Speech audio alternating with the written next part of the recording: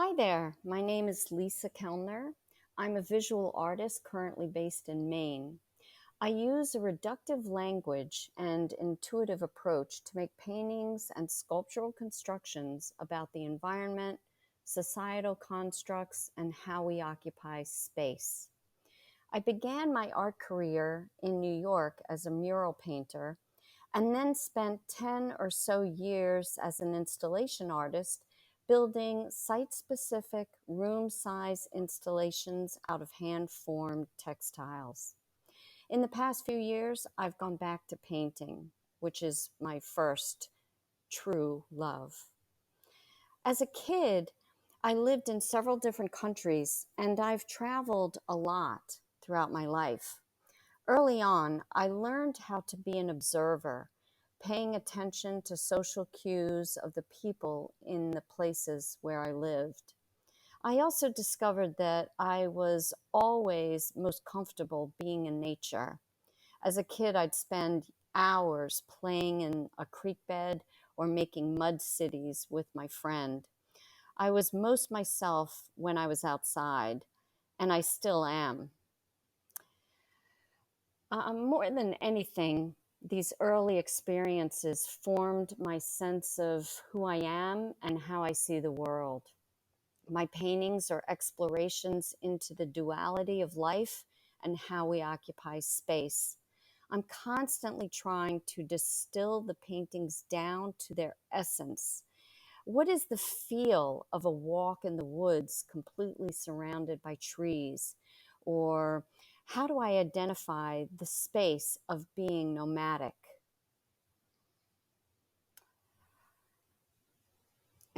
If Who are my biggest influences?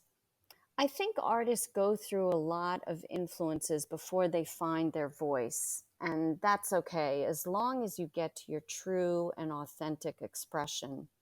Over the years, I've had many artistic influences. My biggest influence right now has to do with being fully present, owning my own truth, and being completely comfortable with that. It took me a long time to get here, and I make an effort every day to stay here. I think it's easy to let other artists, events, or social media influence your work. But ultimately, I want to know that I'm working on paintings that I can build upon and grow from, that aren't dictated by outside influences. I want my work to challenge me and continually hold interest for me. So I guess the biggest influence right now is the painting I made right before the one I'm working on now. Currently, I'm working on a series of paintings and works on paper while in residence on an island in the Gulf of Mexico that was affected by a recent hurricane. Witnessing the destruction of plant and animal life, in addition to homes being completely destroyed, has really been humbling. I've also seen the tenacity of people to work together and help each other. I've witnessed plant life fighting its way back and the reemergence of the animal inhabitants here. I'm really intrigued by the duality between destruction and rebuilding, catastrophe and coming together. It is, at a basic level, how we function as humans, and my new work reflects this duality.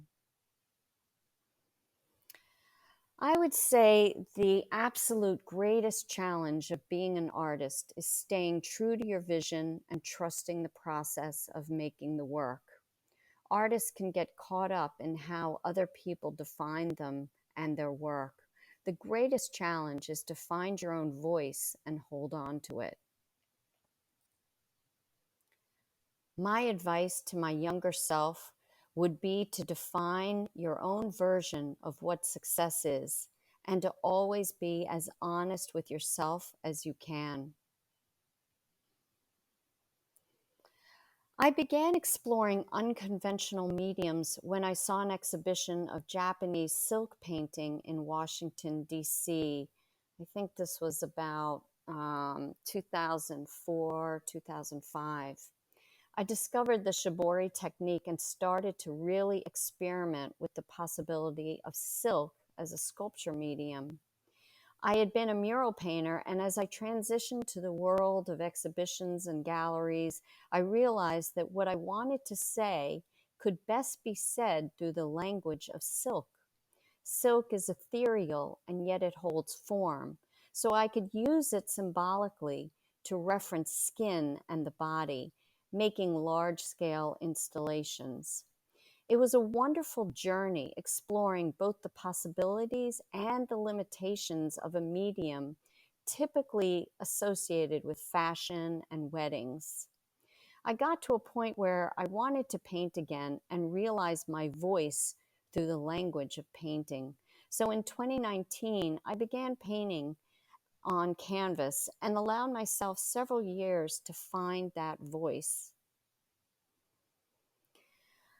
Do I listen to music or other background noise? Well, when I begin a painting, I like it to be quiet.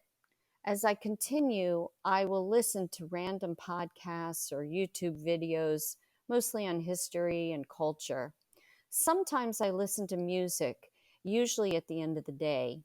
I'll listen to anything from rap to 70s rock to new classical composers like Max Richter and Olafur Arnolds.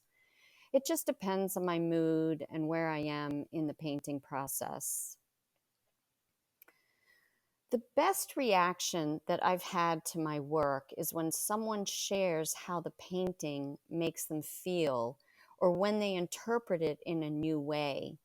I want my work to be open to many interpretations so that it lives in the real world and not just my studio.